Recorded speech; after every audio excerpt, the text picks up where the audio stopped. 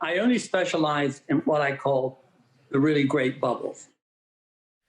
What is going on, YouTube? It's Brendan from Market Makers. We have a ton to get into today, guys. A ton to get into. So our two sponsors, guys, please give them a visit. BITGET for all the cryptos. The link is in the video description. SimpleFX for equities, commodities, Forex. This is worldwide equities you can trade there. The link and the bonus, everything associated with using our links is in the video description as well as tutorial guide. So check that out. If you want to visit us on Discord with a professional staff and traders and 13,000 members, it is still half off your first month. Link in the video description. All right, guys, big thank you for everybody that liked, commented, and shared my last video. Obviously, you can see it in the results. Really do appreciate it because the goal here is to build up that sub count because I want to be able to land some big guests, bring in some economists, some people that comment on the market, and traders and share that intel with you. I think everybody would get a kick out of that, including me. But let's jump into the charts. Guys, on my thumbnail is the late, great, legendary Charles Dow. We're going to talk about a little bit of Dow theory here today. You know, Charles Dow never wrote a book. He was the founder and co-owner of the Wall Street Journal. And he never wrote a book. He wrote a series of articles that other people compiled and then named it Dow theory. Okay. By the way, if you want to read a really good Dow theory book, Robert Ray is my favorite for that. But we're going to cover what you need to see in these actual asset classes to have a return to a bull run, because the social media dumpster fire is human tribalism, bulls, bears, which way you're going. Well, guys, you know, this all comes down to how you view the marketplace. And the late, great Scott Minerd, he just passed away recently. Self-made billionaire. At his peak, he was managing almost $500 billion in money. And he always gave bold predictions, and I always appreciate people like that. But I view the market the same way Scott views the market, the same way Richard Wyckoff viewed the market. The market is manipulated, okay? The market is manipulated. And it's just like the movie The Matrix. If you're in the Matrix and you have no idea what's going on, how they move the market against you, short squeezes, you know, the ability for the big traders, the big money managers in this space, the big financial institutions to move markets, and the smaller the asset, the easier it is to manipulate the market. So Wyckoff knew this back in his day, which is why he developed the Wyckoff method, which shows you how to trade with the big money. It's not smart money. You hear that all the time. It's big money. They're not very smart, but they all trade the same way. Half the market is traded with algorithms. So they're looking at like the 50 daily moving average, 200 daily. But guys, I want you to hear it from Scott Minerd's mouth, who again just recently passed away. This is an interview we did a couple years ago on how he views the marketplace. Lee, go ahead and cue that clip up and we'll come back on the other side and talk about it, guys. It's 1 minute long. Ending two radically different comments. One from you to start the week, right, basically saying this market was like a Ponzi scheme. Right. And we end the week, middle of the week so far, with Bob Prince of Bridgewater saying it's the end of the boom-bust cycle as we know it. Yeah, I find that really interesting because, first off, Bridgewater, the people there are very smart. Smart money. You know, look, if you take the history of the United States since the late 70s, I would call monetary policy a policy of bubble to bubble. For instance, you know, to save the economy after the stock market crash, right, the Fed cut rates and overinflated commercial real estate, and then we had to bail out the banks with the Resolution Trust Corporation. So then once things calmed down again, investors no longer thought that commercial real estate was safe, and they inflated the internet bubble to the wealth effect to keep the economy going. And then, of course, it went bust, and so then people didn't feel safe in stocks, so they started buying homes. And we played that out, and it bust. And so my attitude is when you look at the amount of leverage in corporate America and where we are today, you definitely are inflating a bubble here in credit. Well, let's talk about the quote that you sent out. All right, so Scott Minerd, the market is a giant Ponzi scheme moving from bubble to bubble. And if you study market history, like Jeremy Grantham does, like Scott Minerd did, like Ray Dalio does, you will see that over and over again. So that's the point of TA, guys. That is the point of TA. It's not about certainty. It's about probability. And understand a couple of key things.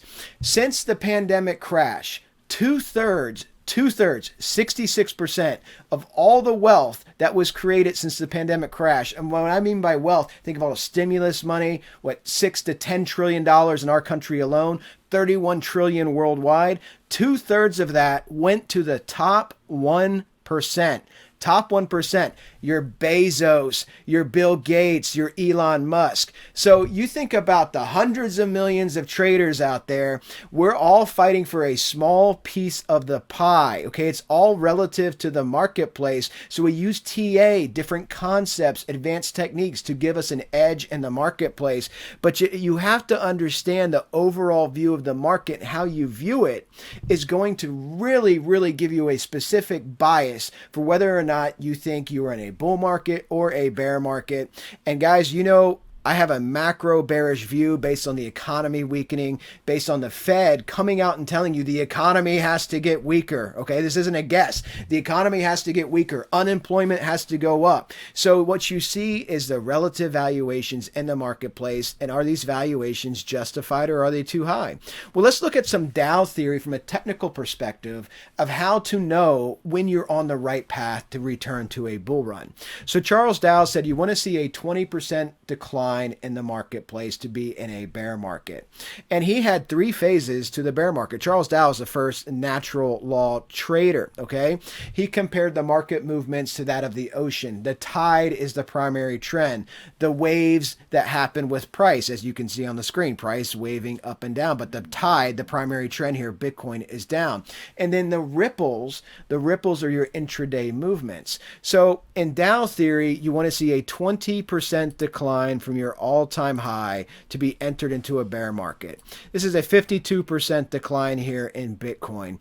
And then you want to see your retracement, your bounce. Okay, again, 50%, by the way, one of Dow's 3 key retracement levels. Everything Dow did was based on like the law of 3, natural law trading. He had 33%, 50%, and 66%. Okay. And again, if you divide a circle, that's what you're looking at as well, geometric shape. So 33%, 66%, and half. Okay. That's what he was looking at. So here's your 50%.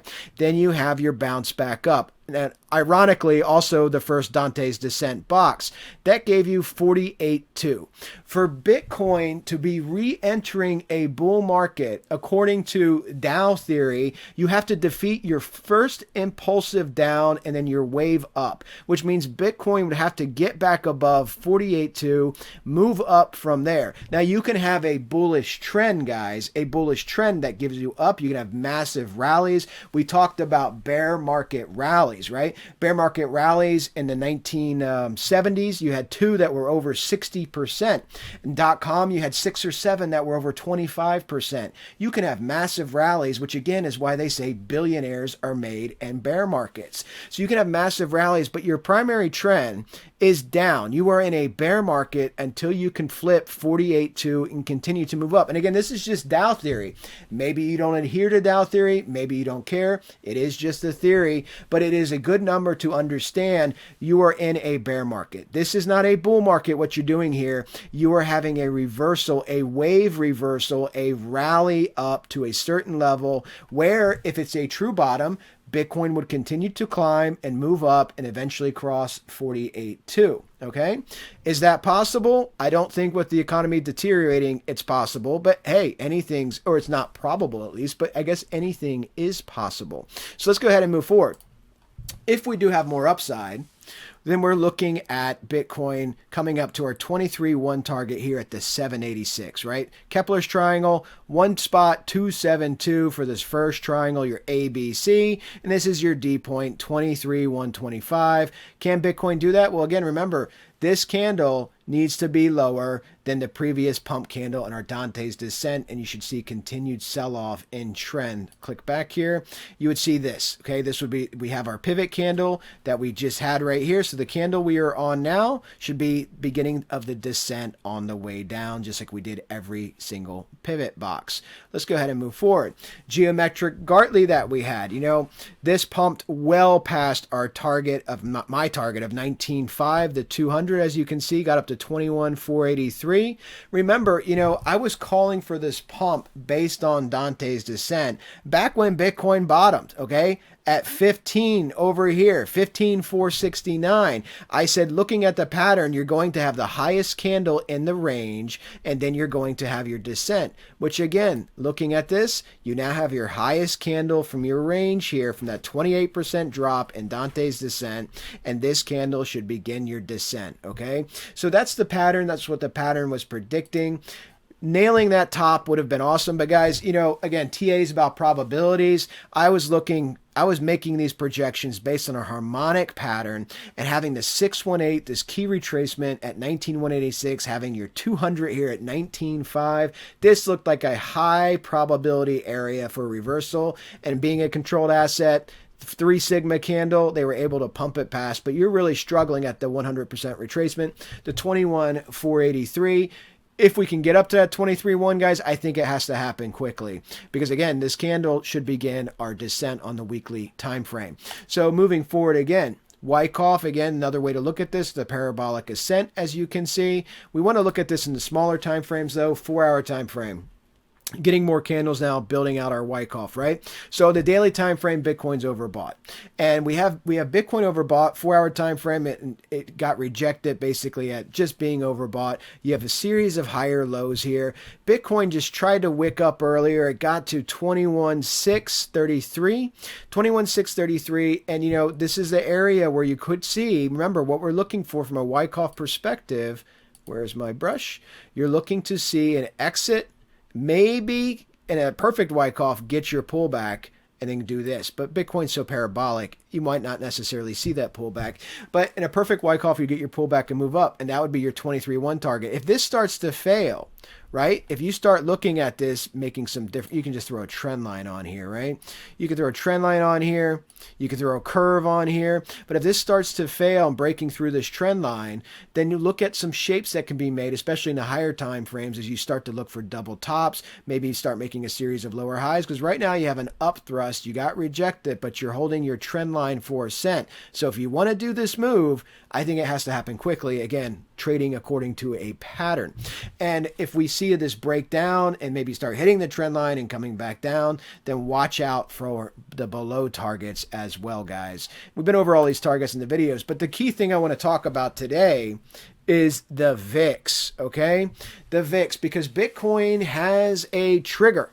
Bitcoin's trigger for more upside is going to be what the S&P does. The S&P is trillions upon trillions of dollars in liquidity and equity, and you have Bitcoin with a market cap of less than, what, 750 billion, the whole crypto market cap. So what the S&P does, understanding where the S&P could go, being at peak resistance, is very critical to your view on Bitcoin. The stock to flow model, all these bull market models do not matter. Bitcoin has only existed in the longest bull run in stock market history, fueled artificially by 0% interest rates and quantitative easing and trillions and trillions in stimulus that have been pumped into the market since .com, 08, and now the pandemic, okay? That's where you're at. Something to take away from this level. The VIX is at 19.42. The VIX will spike up when you have parabolic dumps, okay? It moves inversely. You want a low VIX on bull runs. Now, you would say, well, Brendan, aren't we getting into a low VIX right now? Yes, we're getting into a very low VIX. How low are we getting into? This orange line, 16.34, was the January 4th all-time high for the S&P. You're moving towards that orange line at 19.44 now. So if you do believe that you're going into a bull run, you'd want to see a low VIX, because in a bull market, the VIX numbers can get very low. However, in a bear market, going all the way back to .com, this level of 18, 19 and below it in a bear market is a market top going all the way back to .com. You are approaching where you made your all-time high here on the VIX. And guys, this is the market maker's caterpillar, layered Bollinger Bands. This is my 50-day. You can see it starting to bottle up and contract. What happens when it bottles up and contract? Standard deviations is what you're measuring with Bollinger Bands or sigmas. And you can see you get volatility expansion, just like we saw in the caterpillar with Bitcoin calling for that massive pump. So guys, this is what I'm looking at. You're hitting a key level here, getting down in that key range that is called the market top on the VIX when you are in a bear market. But again, if you don't think you're in a bear market, if you think this is a corrective cycle, or you think it's a bull market, like Tom Lee, if you think it's a bull market, then this shouldn't scare you. As a technical trader, knowing the market history, the markets look to be putting in tops. Let's go ahead and go forward. Looking at the S&P on the weekly, again, that trend line from the weekly. Let's do our projections here on the S&P, actually, and we'll come back to this chart. The trend line, though, notice where that candle is, just below the weekly 50. Remember, I told you 40-60, you have to flip it and move up. Right now, to me, on the weekly, this looks like a double top that is forming, okay? But let's do our Dow theory here on the S&P on a clean chart. So, S&P. Let's go ahead and take this, and let's look at our price range. We want to find that 20% price declination here, 20% to get you into the bear market, 20 spot 93, okay? And then your inflection point, as you can see, it dumped even further. Here's your inflection to try to defeat that 20 spot 93. Let's go ahead and mark this off. Marking this off right here. 4177 is where the S&P needs to get above. S&P needs to break out, come above 4177, hold this, and move up. S&P has exited the bear market. Again, according to a Dow theory principle, okay? S&P has exited the bear market and moved up. Now, notice it got above this here on this massive rally that started in June. Got above it, and what did it do? It failed because it's a bear market. You get massive rallies in the bear market. The key is to hold the support. Just the fact that you rally doesn't mean you're in a bull market. Holding the previous resistance, flipping it to support is critical. So the S&P needs to get above 4177 to be in a bull market. This is why this inflection point is so critical of the weekly 50, because it's at 4040, 4060, and on the fibs I think it's at 4060. You need to flip it and hold it and get above it and move up. But with the VIX at the level that it's at, this looks like a top when I marry it to technicals. A trend line going back to the all-time high, which you're hitting right now, and the fact that the economy is weakening by design as advertised and announced by the Fed, I think this is going to roll over into a double top, okay? And look at our projections here that I drew here for price as well. Trend-based fib using our first major inflection point, the June rally up, okay? You guys, if you watch my equities targets video, you will see this information there as well. People want to see these downside targets. The downside target, you're looking to come down to 31.43. The difference between myself and the talking heads on TV is as soon as we had this point here and this high here, I knew 31.43 was where you would be coming to for the equinox, okay? The March equinox, March 20th this year. Between March and early April, you're going to see the S&P pull down to 31.43. Again, Mike Wilson just lowered his target from Morgan Stanley to 3,000. He won TA Person of the Year on Wall Street last year. So his target's lower than mine. I'm looking at the one fib, a 100% symmetrical move for this move here, 31.43. That's where I think we're going. And watch all the targets, by the way, guys, on the equities targets video in the playlist, okay? Because that long-term trend you've heard me talk about, Jeremy Grantham said, is 2,400. I mean, again, I don't think Jeremy Grantham trades with fibs. But Fibonacci, the 1618, has you at 2,400, which puts you right back down into the pandemic. And I don't think that's where we're going at the end of this. If the bubble truly capitulates, and what people need to understand when you're making predictions, thinking about the future, it's about probability. This area, 31.43, is critical for the S&P. You're going to get a big rally, a June type rally, okay? Because again, most market participants, and definitely the majority of retail, are going to think this is the bottom. Why will they think that? Because media will tell them it is. The talking heads, the money managers on TV on these business shows, that, by the way, remember these statistics, 84% of them cannot beat the S&P over 10 years. Your grandmother buying the S&P will do better than 84% of professional licensed money managers just buying the index, okay? So 84%, and over 20 years is 93% can't beat the S&P. The talking heads, the Mike Wilsons, again, who's a nice guy, the Mike Wilsons and everybody else in the world are going to think this is the bottom. You're going to see a big rally form off this bottom, okay? So this is your key inflection point, in my opinion, and I think you'll be reaching this by the spring equinox. And we went over these targets in that video. Why the spring equinox? Because the majority of the crashes happen in March, and then into fall equinox, September, early October, okay? Pivot points, key vibrational pivot points. Watch that video if you want to get more detail on that. I'll show it again in another video. But if the market rallies and then holds some key levels of support, you could have more upside. If the market just rallies and does this and comes back down again and you lose this bottom, you're going deeper, guys. You're going to 24.13, and I do believe the final bottom, if you can't hold 31.43, is going to be 18.55, and you'll see that in that video. I don't want to spend too much time on it here. Its video is already very long. Let's look at the S&P on the daily. Daily simple fib projection here for our trend-based move. Again, looking at the volume, guys. Volume, big sell-off volume. You see this big sell-off volume, then volume is down left to right because we have this double bottom Gartley structure here. You have low volume here, negligible candles, hitting resistance of the 233 on the daily, the 200 you got above, VIX being as low as it is, looking at the supply wick you had dumped on you at 41.40 for that CPI wick or that Fed speak wick. You see this looks like it's building a top. It looks like it's rolling over to me, and time will tell, but that's the probability in my view.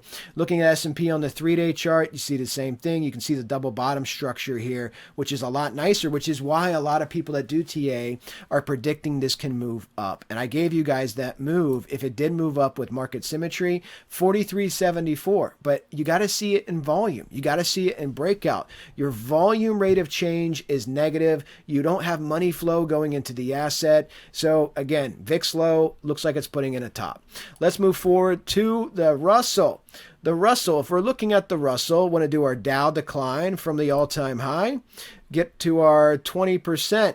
It came down to this low here, 23%, okay? Here's your 23% move. According to Dow theory, puts you in a bear market. The primary trend has changed clearly. Here's your attempted rally to get back above that target. The Russell needs to get above 21.37, okay, to be back into a bull market. This was the attempt to defeat, got rejected here at the weekly 50. Your attempt to defeat this bear market. And the Russell's going sideways, which can be accumulation or distribution, just like all the indices. Looking at our move, our ABC projection, the Russell I have by March coming down to the 618 at 1521, and the Russell came down to that 46, roughly 1630, 1640. So 1521 is the March equinox target where you will rally from, and once again try to re-enter a bull market, okay? And then the Russell targets again go over in detail in the video, but the 1618 puts you down at 697, and you can see the 1 fib puts you back in that pandemic range, a 100% retracement on the ABC move at 1206. And let's go ahead and look at the Russell. Russell on the 3-day chart. Why are we focusing on the Russell? Because I trade the Russell heavily, as well as Bitcoin, as well as commodities, okay?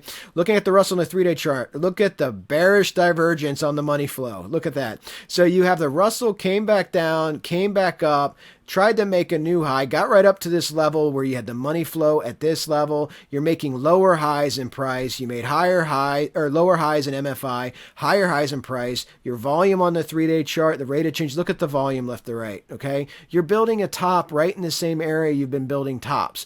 all along here in the Wyckoff top end of the trading range. The Russell's getting rejected, struggling at the 618 1884. If you get wicks above, which you've done in the box, the up thrust, you could come up a little bit, that 1908, 1910 range. But guys, this looks like it's putting in a top. Bearish divergence on the 3-day chart. Again, my short is on the Russell, and I do like this trade still, and I want to see how this plays out, but predicting more downside very soon. I think earnings are going to disappoint. Russell on the daily, a daily version of Wyckoff, your 200, your 50. Look what's happening right now. So you have your 200 coming down, and you have your, what's it called? Your price is just below the Wyckoff trading range. But again, the same area you've been topping out over and over again.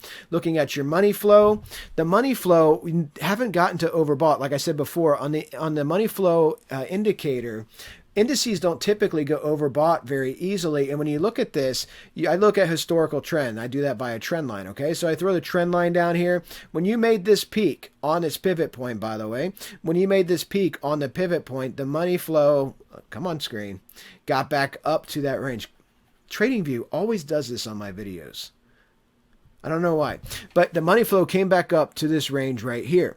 And you can see this. So the money flow is right here. And then look at the peaks it's provided when the money flow peaked out here on that candle. Once again, it came down. So you had divergence here. And you can see the divergence here, all the lower highs while price was going sideways, but making some higher highs as well.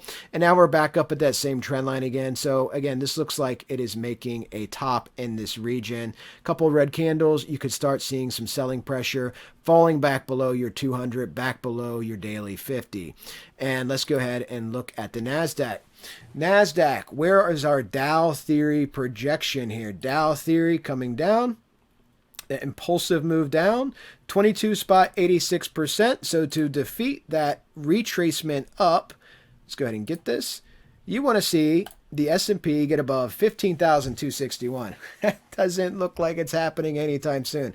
Guys, you got to understand, and super bubble bear markets, which we talk about extensively in those 2023 videos, but the super bubble bear markets, in 1966, I think the Dow hit just about 1,000. It didn't make it a significant new high till 1982. Okay, 16 years. 16 years went by. If you look at the dot-com bust, the NASDAQ went down 84%. I think Amazon was like $138. It went down to $6, okay?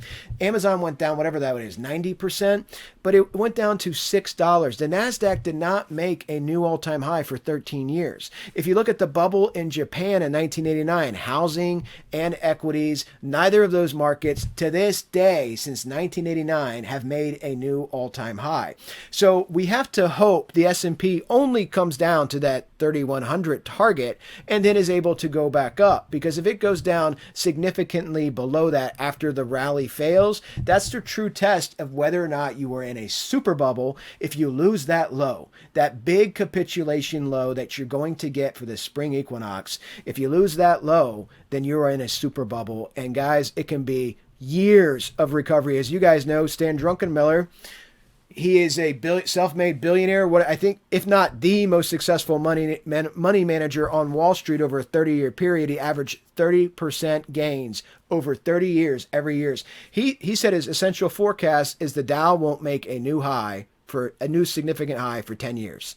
10 years. He said that's part of his essential forecast. So just keep that in mind. So when you look at Bitcoin numbers and all that stuff, and you see these stock to flow models and people predicting 250K, look, I think Bitcoin's going to have a parabolic recovery. That's why I like the asset, because I think there's going to be money going into it. It is a parabolic asset, and I think it can recover much faster than equities, but you got to keep your expectations realistic. And it's still too early because we don't know. We haven't even descended to our bottom yet. When we descend to our bottom, the VIX actually spikes above 40 or 50, and we get to that spring equinox bottom. Hopefully that 3,000, 3,100 on the S&P, and again, 12K on Bitcoin, as I showed you many times now. We get to that bottom and everything moves back up. If we hold the rally, guys, that's good. If we don't hold that rally, then we have lower numbers that we've been over on these videos. So this is what we're looking at here. Projection of the ABC move. I think, it's harder to tell with the NASDAQ because it is a dumpster fire index with tech, but you could easily come to the 618 at 10,179 by March. And if you come lower, you're coming to the 9,216. or, this would be a really steep drop here to get to the 1 fib at 7,989. And people say you can never see those numbers again. Guys, before the pandemic, that's where it was. It was at 7,989. You don't get 124% gains in 2 years normally in the NASDAQ, okay? You don't. So all of this is coming back, in my opinion. The stimulus pump, I've been saying this for a very long time. It's all coming back. Where our target is, though, for the spring equinox, at least is 618, 10,179. Could easily go to 9,216, okay? Hung up here on the weekly at the 200 moving average. Looking at the NASDAQ on the daily, hung up on the 618 of a simple fib retracement. Again, this is a target that I gave you guys, over, I don't know, it's been a week now. Time goes by fast. But you're stuck here, and again, it looks like you're putting in a top. You can get wicks above it. Maybe the highest you can get is 11,689 if you start to rally a little bit. But it looks like you're putting in a top and starting to roll over, okay? And your 200 is well above you. Let's look at gold really quickly. I want to show you gold. I put these boxes over here so you could just see the volume of gold. And again, this is the gold chart going back to, when is this? This is August 3rd, 2020. August 3rd, 2020. Look at this. So I use a Fibonacci number here, but also happens to get you to your bottom. So 34 bars. And if you look at 11.832 million for volume, okay, the run back up to that second high, $5 difference in that big run up high. This was your peak inflation high for gold. This gave you 34 bars. Once again, 238 days, 21 in volume, doubling the volume for this inflation run up, right? If you look at your descent, 46 million, doubling the run up to the high. Everybody selling gold because the Fed was talking tough. And now we have this big move up. And this is something I want to share with you guys, because if we do this big move up, 13 bars from this low here, again, Fibonacci number, 4 million, 4.7 million. So 4.7 million, keeping in mind, this is less than half of the 34 bar run up, but you're just comparing volume here, right? If you extrapolate this, multiply this by 2, you're at 26. Multiply the volume, you're still under 10 million. So again, this run up, and you can see it with confluence, is declination and volume. You see the these are negligible, below average volume candles. On the weekly time frame, you have flipped to bearish volume rate of change. And key thing, guys, we talked about last video here on gold, overbought on the weekly. Overbought on the weekly. When's the last time I got overbought in the weekly? This chart doesn't go back to the great financial crisis for gold, but between now and 2009, I don't see any overbought area for gold. So this is the second time in a very long time period. What is that? 13, 14 years. So this is the second time you've been overbought on the weekly in gold in a low volume rally. Again, if you guys watched the last video, we talked about where gold could get to. So, if that's a trade that you could easily take if you see what I'm seeing here in the market. The last time gold was overbought like this, it went down on the 3-day chart here. You can see you're overbought on the MFI. You have more readings the smaller time frames you go to. Overbought on the MFI, 20% move down. Overbought on the MFI, 12.5% move down. Overbought on the MFI, 22% move down. So at a minimum, I'm looking for a 12 or 13% retracement down to a 20+% retracement for gold. So that's what I'm looking at on gold, guys. And that's why I'm interested in this area, the 786, that 1923 that I shared with you. And that is something that people may decide to trade. And I also showed you silver as well. We got to our trend line, the 786 at 24.41, and silver's down at 23.91. You know why? Because the equities will crash with the markets. The commodities of gold and silver will crash with the equities. They're going to crash just like they did in 08, going down to these low levels. So when I see people on TV talking about how bullish silver and metal charts look at, I don't know what time frame they're looking at. Look at the chart. This is not a bullish chart setup. And this chart goes all the way back to August 2020. Maybe if you're looking at a very small subset here of the chart, or you're looking at a 10-year chart, 20-year chart, but this is classic Wyckoff falling out of the range, making yet another lower high, adhering to a trend line very similar to what the S&P is doing. So this again looks like peak resistance on a 3-day chart, building a double top, looking to fall apart. Man, this video went long, guys. I hope you do appreciate this content. Please do like and subscribe. And guys, I will see you in next video. Happy trading, everybody. Talk to you soon.